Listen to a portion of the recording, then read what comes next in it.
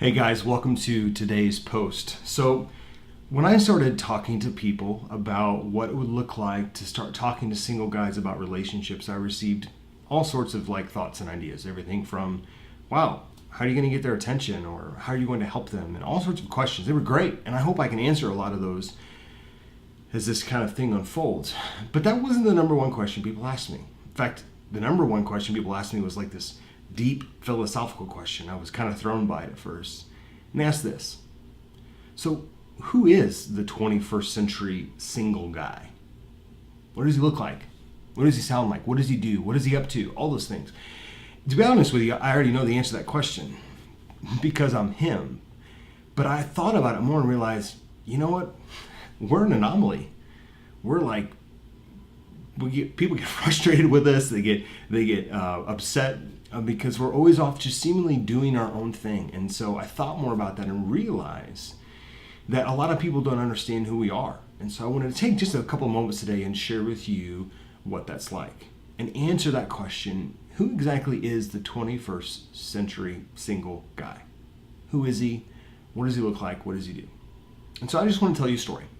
We'll call him John. John graduated from high school several years ago.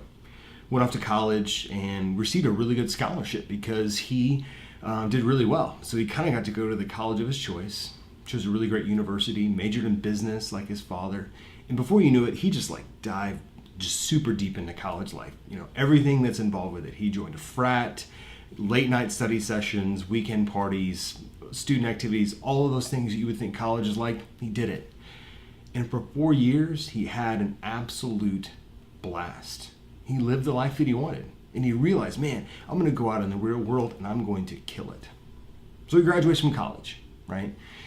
Moves back home, gets a job, and begins the 9-to-5 grind, right? And actually, he does really well. He gets some early promotions at work and starts making more money than he thought he would make. And before you know it, John is in his mid to late 20s, turns around to look back at his life and to see where he's at, to feel like he's making and achieving all these things, and realizes something. He kind of hates his life. Now, why would I say that? Because the reality is, if you look at John's story, one of the things that I failed to mention, or actually did it on purpose, was this idea that while John was achieving all these great things in college and after college, the reality is, he didn't really have any relationships around him. He didn't have these deep friendships after college that helped him to build a community that he wanted. He realized before he knew it that he was living his mid to late 20s as a lonely man. Now I'm going to shoot straight with you. John's story is a fable. I made it up. The reality is, John may be made up, but that story is all too real. Those of you watching could probably think of one thing through that story and go, yeah, that's me. I know I can. The reality is I spent my teens, 20s, and even early 30s shunning relationships.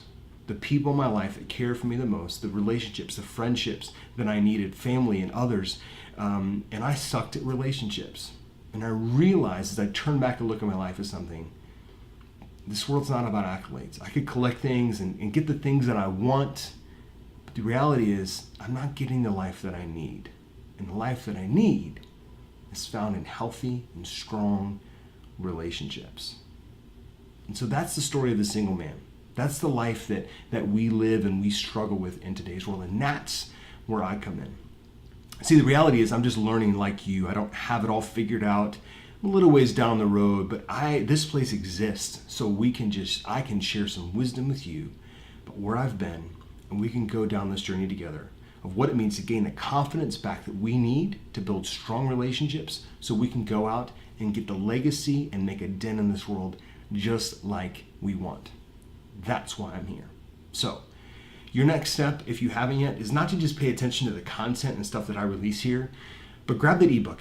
Below this post, you'll find a link to click on and grab the book called Don't Suck: How to Improve Your Relationships and Make a Dent in This World. Start right there. That's an opportunity for you to start today in improving your relationships. Thanks for watching today, and I'll see you next time.